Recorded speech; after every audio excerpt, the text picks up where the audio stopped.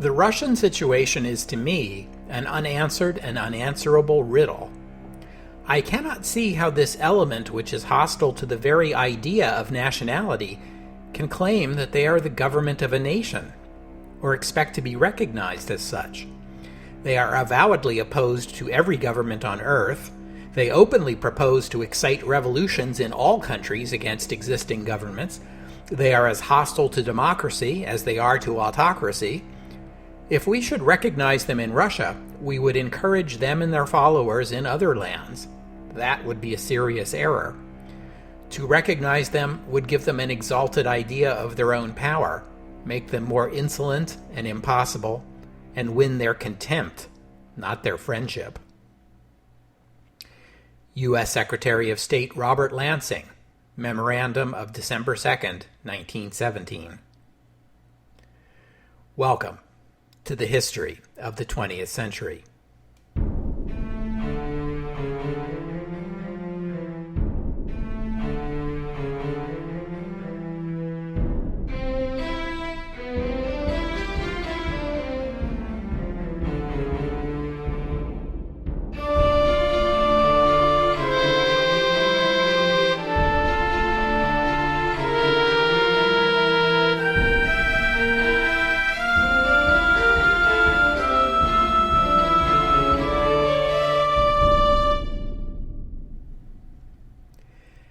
Episode 166, An Unanswered Riddle. It took the American Secretary of State, Robert Lansing, very little time to sour on Russia's new Bolshevik government, as you will have noticed from the quote I just read. Mere weeks after the October Revolution, Lansing was opposed to recognizing the new Russian government and regarded it as an implacable enemy. Lansing was an outlier in this respect. Most of the leadership in Paris and London and Washington looked at Lenin and his government with cautious optimism, or at least with a wait-and-see attitude. Western leaders were unhappy that the new Russian government had so quickly ditched Russia's pre-existing commitments to her allies to seek an armistice with the Central Powers. Of course they were. But they also recognized Russia's disintegration and understood that, Bolshevik ideology notwithstanding, it was doubtful whether any Russian government would have had the means to continue the war, given Russia's internal collapse. On the other hand, while the plight of the Russian government might be lamentable, that doesn't excuse the Bolsheviks' endless tirades against Russia's erstwhile allies, Britain, France, and the United States. The Bolsheviks seemed perversely eager to alienate and antagonize every one of the great powers, friend or foe.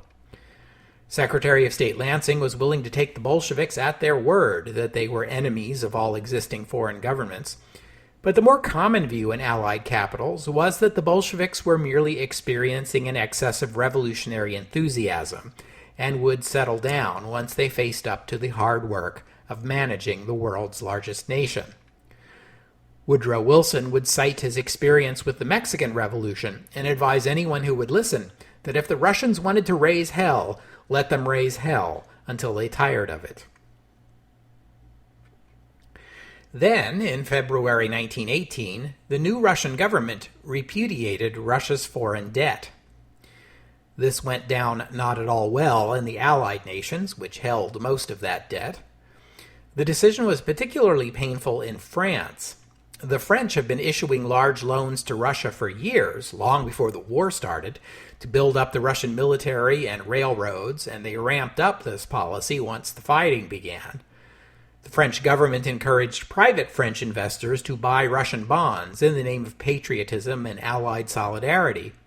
Now, those patriotic French investors were looking at substantial, even crippling, losses. Soon after, though, the peace talks at Brest-Litovsk broke down and the Germans began advancing eastward. In the West, this raised hopes of a new Eastern Front, or at least of Russia tying down enough Germans to weaken or even prevent the expected 1918 German offensive in the West. Also, this German bullying might be just what was needed to convince the Bolsheviks that, whatever their ideological differences, The Western Allies had no designs on Russian territory, and the Germans clearly did, and thus national self-interest dictated cooperation with the Allies. Then came the Treaty of Brest-Litovsk. Again, you could argue that this was necessity, but you couldn't overlook how the Bolsheviks sent their best units against the White Army rather than the Germans. I think that's what they call a tell. Ukraine was in chaos. Germans and Austrians were intervening in support of the Rada and against Ukrainian Bolsheviks, while the Bolshevik government, now in Moscow, blithely began planning to retake Ukraine just as soon as the White Movement was dealt with. By this time, the Bolsheviks had given up on their revolutionary notions that armies were a bourgeois affectation and that a modern socialist state could get by merely by distributing arms to the proletariat and relying on them as the socialist militia, the Red Guards model. Only weeks into their rule, Lenin and his followers had had enough of being bullied by the Germans, threatened by the Whites, and standing idly by while huge swaths of the Russian population declared themselves independent states. Russia needed a real army. And so, even before the treaty was signed, the new Russian government set to work creating a new Russian army to replace the now defunct Imperial Army. It would be designated the Workers' and Peasants' Red Army, but since that's too much of a mouthful, most folks came to call it simply the Red Army. This would be the official name until 1946, when it would be redesignated the Soviet Army. Hey, everyone was predicting that the Bolsheviks were eventually going to have to settle down and get serious about managing a great nation. Part of that process would be to break the habit of exalting ideological purity over technical expertise.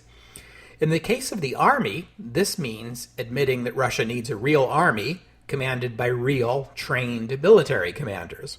So, however reluctantly, the Bolsheviks turned to the senior officers of the old Imperial Army and asked them to prepare, train, and command the Red Army. Some agreed out of patriotism, others were reluctant, some were forced back into service by threats against them and their families. And the Bolsheviks didn't trust any one of them, naturally. Their solution to this problem was to appoint loyal Bolsheviks as political commissars to shadow senior military commanders, just to make sure they didn't succumb to any temptations to backslide into counter-revolutionary thinking.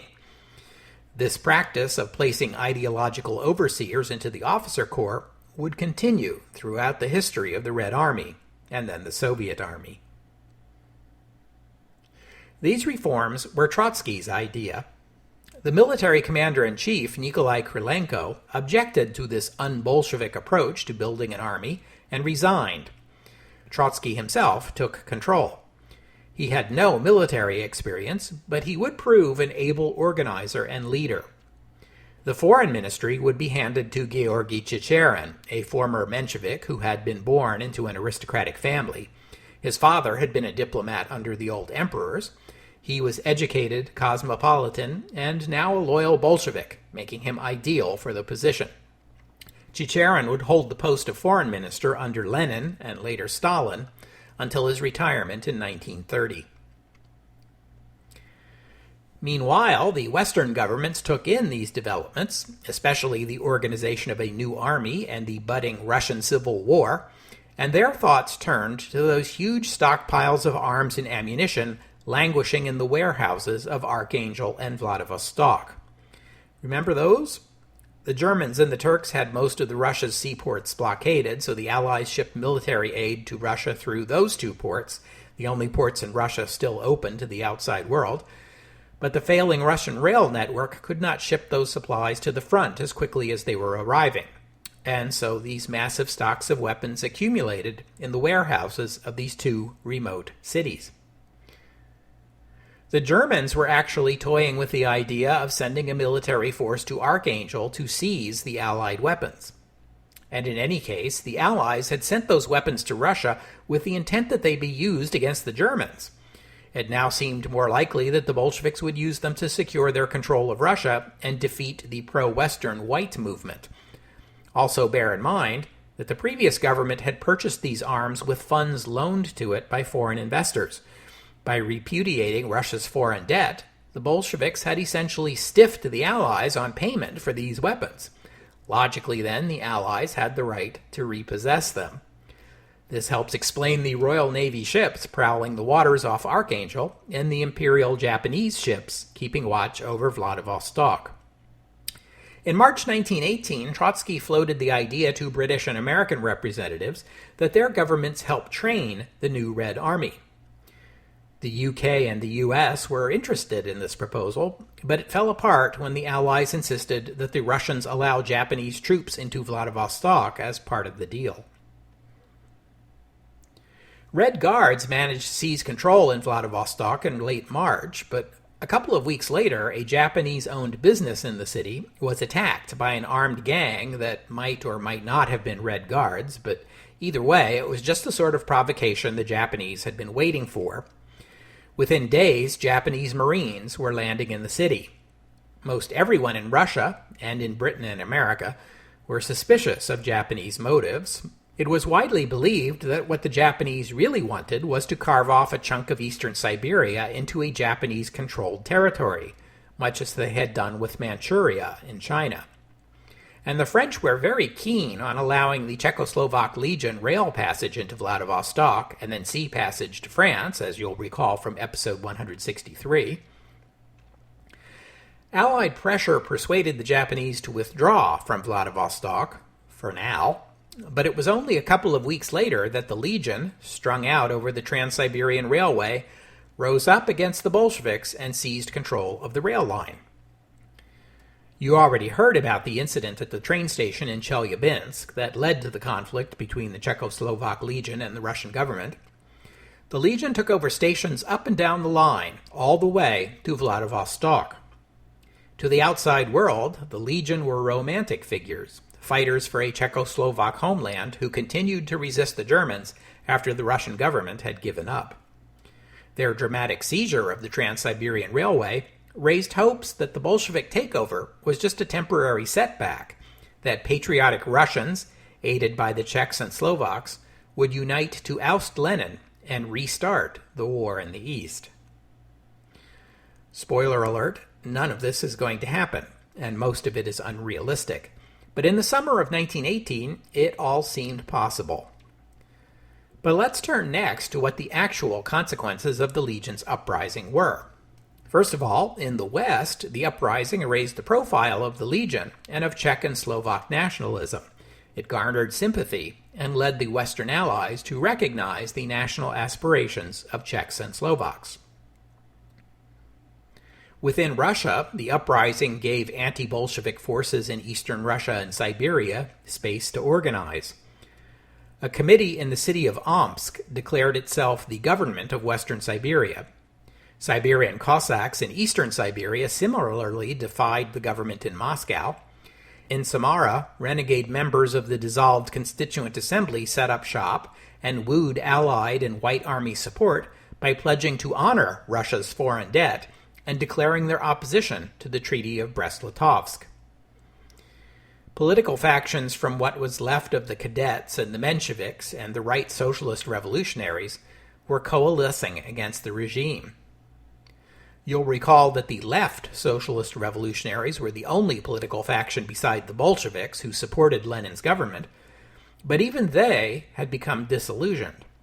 On July 6th, left socialist revolutionaries assassinated the German ambassador in Moscow, denounced the Bolsheviks as German agents, and attempted to seize control of the government. The Bolsheviks put down the rebellion ruthlessly.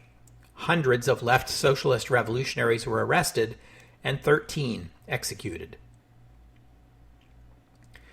The German government was quite fed up with the Bolsheviks after the murder of their ambassador and suspended diplomatic relations. As far as the Germans were concerned, the Bolsheviks governed Russia only at German sufferance, and they were proving to be spectacularly ungrateful. Bolshevik agitators continued to work their propaganda magic on German soldiers. They were not respecting the treaty terms, and now this. Ludendorff still wanted to advance the German army deeper into Russia, overthrow the Bolsheviks and install a white government, but the Kaiser would not support this. Foreign Minister Kuhlmann argued that all Germany required was for Russia to remain weak and divided, which it most definitely was. Meanwhile, back in Siberia, the Czechoslovak Legion's seizure of the rail line also had two consequences that they themselves could not possibly have foreseen: the capture of an amazing quantity of gold and the death of an emperor.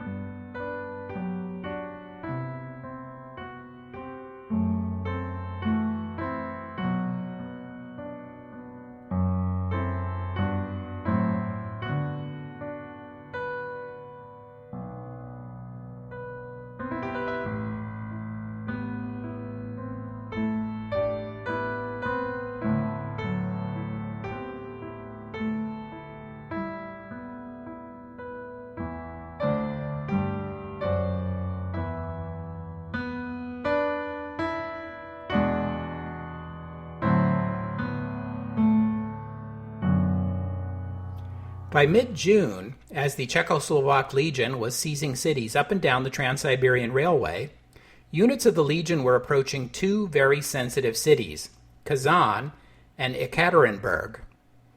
The former was sensitive because Kazan was the location of a Red Army headquarters, and even more important, the storage site for a portion of Russia's gold reserves, about 500 tons worth, along with platinum and other valuable commodities.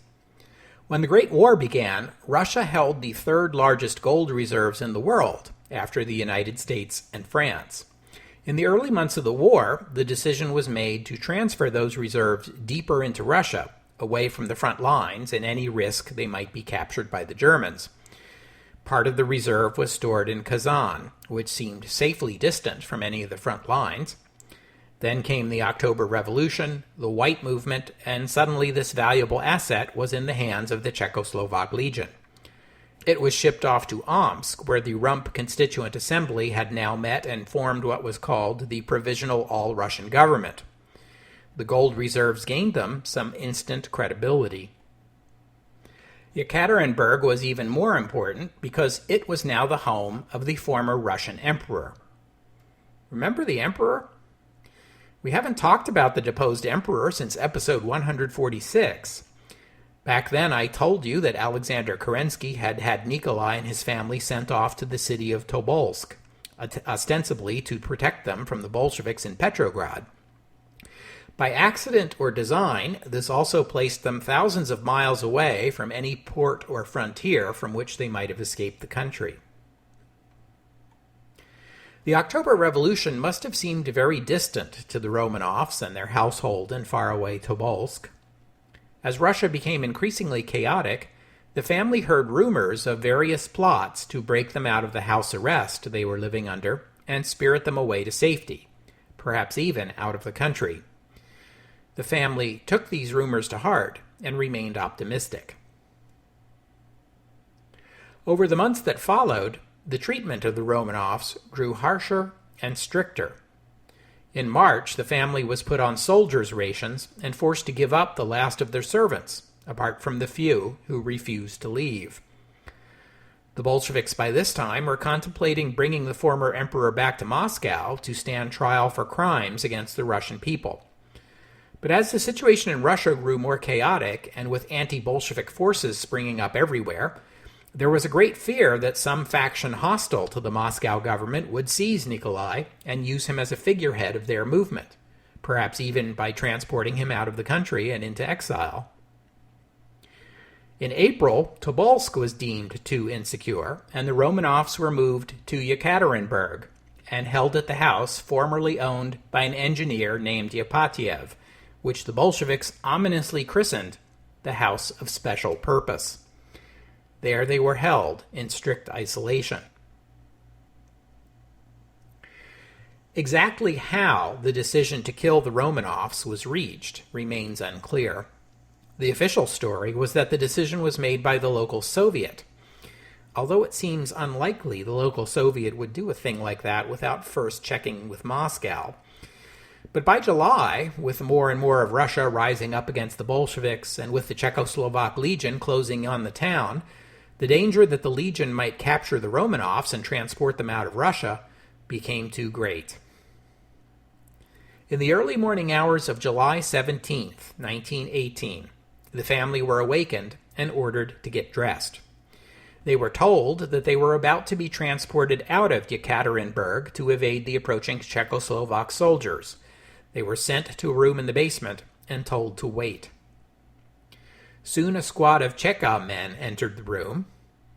Their commander read a brief statement announcing that Nikolai was to be executed for, quote, continuing aggression against Soviet Russia. The squad opened fire. What followed was a badly botched execution, reminiscent of the similarly botched attempt to kill Rasputin 18 months ago. Was it really only 18 months ago? The first fusillade killed only Nikolai himself. It took over 70 shots fired in total, plus multiple bayonettings, to kill Alexandra, the 5 children, and their servants. The small room filled with smoke and dust to the point where the doors had to be opened and the room aired out. Even then, the children were apparently all still alive. They were finally killed with bullets to their heads. 11 victims altogether. After their deaths, the killers discovered that several of the victims had had diamonds and other gemstones sewn into their clothing, almost 20 pounds of gems in all. Their gem-encrusted underwear functioned like bulletproof vests, protecting them from the gunfire and the bayonets, until their frantic killers finally shot them in the heads. After the bodies were stripped of valuables, they were carried away by truck and dumped in a mine. The mine turned out to be shallower than expected, and the bodies too visible, so they were retrieved from the mine and put back in the truck. As the truck drove along a lonely dirt road in the pouring rain, it got stuck in the mud. With dawn approaching, and the men in the truck too tired to continue, it was decided to bury the bodies right there by the side of the road in a shallow grave. The bodies were mutilated and acid poured on them to disguise their identities, and 2 of them, the corpses of the 2 youngest children, Anastasia and Alexei, were buried at a different site, 15 meters away, to further confuse anyone who might seek the remains. White Army forces captured Ekaterinburg a few days later and discovered evidence the Romanovs had been there and had been killed, but did not find the graves. The details of the killings and the location of the remains would be a closely guarded secret for decades, and many believed the full story would never be known. Nikolai Alexandrovich Romanov was 50 years old, and he had ruled over the Russian Empire for 22 inglorious years.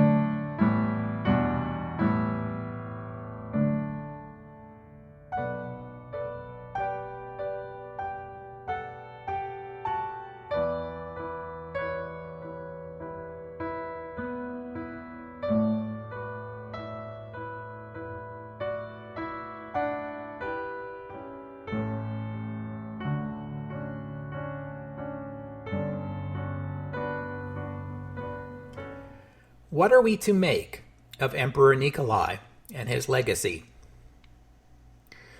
By all accounts, he was a good man personally, kind, charming, well-liked, religiously devout, and a loving husband and father. For many of us, that would be as much as we could hope for from our own epitaphs. But Nikolai was not one of us. Nikolai was the absolute ruler of one of the most powerful nations in the world at a pivotal moment in its history, and his rule was an unmitigated disaster. A disaster for his people, a disaster for his nation, a disaster for the entire world. In some respects, we are still suffering the repercussions of Nikolai's failures in our own time. He was said to be intelligent and well-educated, but not particularly well-versed in the art of governance. Nor did he display much interest in improving his skills as a ruler. He was indecisive and conflict-averse, with a tendency to agree with whichever of his advisors he had spoken with most recently. This is not necessarily a bad trait, provided you choose your advisors well. Nikolai, more often, chose his advisors poorly. Like the worst autocrats in history, Nikolai ruled as if he believed Russia was there to serve him, rather than the other way around. Nikolai fully deserves history's opprobrium. And yet, I can't escape the feeling that he and his family deserved a better end than they got. Nikolai could be a cruel ruler, even heartless, yet neither Lenin, nor Stalin, nor Trotsky, nor any of their families suffered so badly when they were his prisoners as he and his loved ones did when he was theirs. Similarly, as cruel and neglectful a regime as Imperial Russia was, as easy as it is to understand what would move its subjects to revolt against it, none of that justifies the suffering that will be inflicted by the regime that replaces it.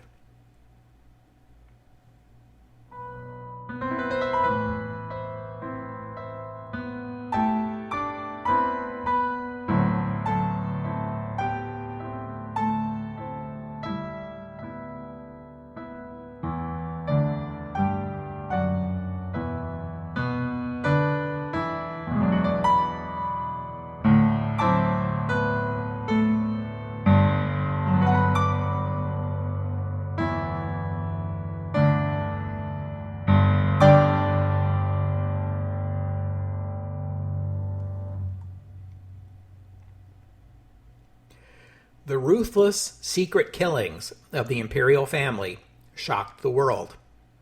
Even the Germans were sufficiently repulsed by the bad behavior of what was supposed to be their clients in Moscow that Ludendorff and the military raised once again the prospect of military intervention to topple the government. All it would take, Ludendorff reasoned, was the capture of Petrograd, the true capital of Russia. That would leave the Bolsheviks isolated in the region of Moscow, deep inside Russia, with most of the country under the control of their opponents. But with the German military position deteriorating on the Western Front, and the Kaiser's government's political position deteriorating at home, that final German intervention to topple Lenin never happened. The Allies were at least as put off as the Germans were, and the dream of somehow turning Russia around and bringing her back into the war seemed increasingly far-fetched. Allied leaders were coming around to Robert Lansing's view that the Bolsheviks were impossible to work with. Instead of the fantasy of wooing the Bolsheviks back into the fold, Paris and London and Washington also began toying with the idea of overthrowing the Bolsheviks and restoring a friendly government. On August 3rd, the white government in Omsk formally requested Allied assistance. The French had few units to spare, but soon there were tens of thousands of British troops deployed to the far north, around Archangel and Murmansk, intended to take control of those arms stockpiles and, who knows, possibly turn them over to white armed forces and assist them in a drive on Moscow. British money found its way into the hands of General Alexeyev and his volunteer army in the Don Cossack region. In the Far East, the Japanese have been champing at the bit to land forces in Vladivostok.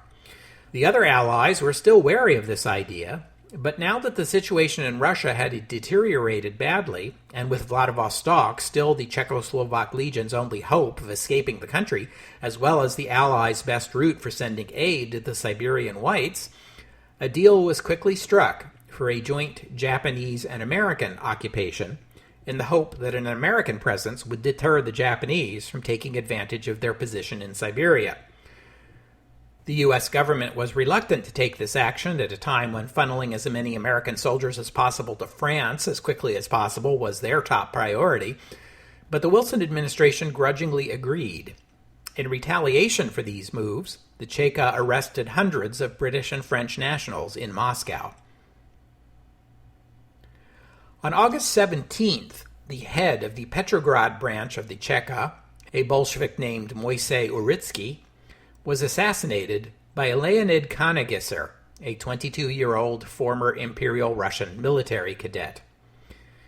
Leonid had been among the cadets who had formed the final line of defense for the provisional government on the night of the October Revolution, and now he was part of an underground opposition group. And he was also gay, and apart from the political dimension, the killing of Uritsky was also an act of revenge after the Cheka executed Leonid's lover, another former army officer. Leonid was captured, interrogated under torture, and executed. Now, if you're Lenin, you are thinking by August 1918 that things have been going steadily downhill for you and the Bolshevik movement ever since those glorious days following the October Revolution.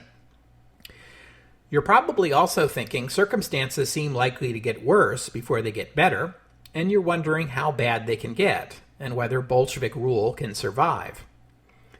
Even so, imagine how disturbed Lenin is going to become following the evening of August 30th.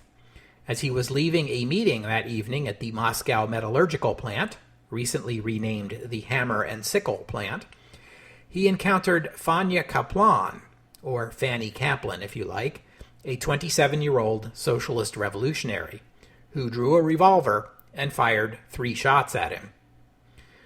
2 of the shots struck Lenin, one penetrating his lung. Lenin was rushed back to the Kremlin for security and refused to leave the safety of its halls to visit a hospital. Doctors were brought to him instead, and they treated him, but were unwilling to attempt to remove the bullets from his body in those surroundings. Lenin's injuries were serious, but he did survive. Those of you who have read ahead in the history of the 20th century know that Lenin has only 5.5 years left to him. He never will recover his full health, and he will pass away in January 1924. It is widely believed that this assassination attempt and the bullets that will remain lodged in his body for the rest of his life contributed to his early death at the age of 53. Kaplan, like Kanagisser, insisted that she acted on her own and would be summarily executed a few days later. Nevertheless, it was clear that Bolshevik Russia, encircled by hostile white armies, nationalist armies, and allied interventionist armies, also faced organized and violent social revolutionary opposition from within. Within days after the assassination attempt, while Lenin himself was still recuperating, Sovnarkom issued multiple decrees authorizing concentration camps and summary executions for political opponents. Leon Trotsky ordered the executions of Red Army soldiers who deserted or abandoned their posts, pointedly ordering that those executions should begin with officers and commissars. Thus began a period known as the Red Terror. By the end of 1918, some 15,000 Russians would be killed, including many more Romanovs, their relatives and friends, and as many socialist revolutionary leaders as could be found. This number of killings rivals the French Revolution's reign of terror, and far exceeds the number of political killings during Nikolai II's entire 22-year reign. This was the last straw for the Germans. In September, the German government joined its British adversaries in funneling money to the White Armies. The German military drew up a plan for Operation Schlussstein to overthrow Lenin's government. But Lenin's luck held once again. By September, Germany was collapsing in the West.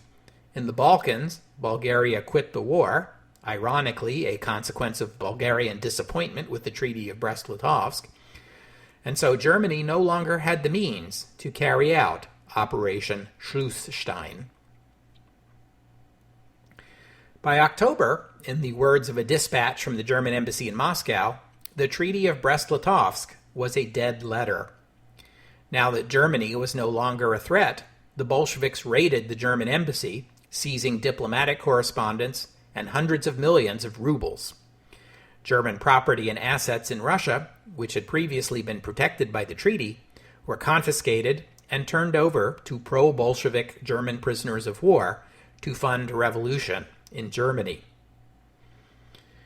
Vladimir Lenin, who had literally been a paid German agent, who had been denounced by his own supporters as a traitor for making peace with Germany, had been dramatically vindicated. All along, he had insisted that his tactical alliance with Imperial Germany and then the tactical retreat of the Treaty of Brest-Litovsk were temporary expedients necessary to promote the proletarian revolution. Now, Germany and Austria were defeated. The treaty was an historical footnote, while the proletarian revolution is just getting started. We'll have to stop there for today. Thank you for listening, and I'd like to thank Raphael for his donation, and thank you, Joe, for becoming a patron of the podcast. Donors and patrons help keep the words flowing and the bits going, and there's always room for one more, so if you'd like to help out, visit the website, historyofthe20thcentury.com, and click on the PayPal or Patreon buttons.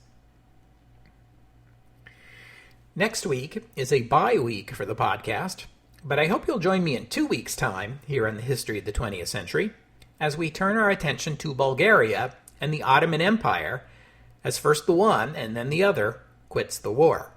Wait, what? Yes, 2 of the 4 Central Powers pack it in. By the autumn of 1918, most observers would have predicted an Allied victory, but it will come sooner than expected, owing to a series of events almost as unlikely as the ones that started the conflict. And they will begin in the same region, the Balkans. The end of the war is upon us, and no, I don't believe it either. The fall of the Ottoman Empire, in 2 weeks' time, on the History of the 20th Century. Oh, and one more thing. In the chaotic Russia of 1918, the deaths of the Romanovs remained shrouded in mystery. Everyone knew it had been done, but many of the details remained unclear, and no one wanted to discuss it. To the outside world, it was a barbaric act. Inside Russia, dangerous to take an interest in. Locally, in Ekaterinburg, there was inevitably curiosity and rumors, including rumors of hidden Romanov jewelry and treasures waiting to be found. These were also dangerous subjects to talk about.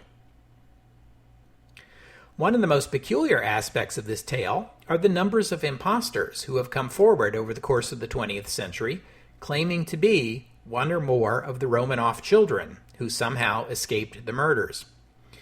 There were about 24 claimants in all. Many claimed to be the Crown Prince, Alexei, but the most famous of these impostors, for some reason, were women claiming to be the Grand Duchess Anastasia, Nikolai and Alexandra's youngest daughter.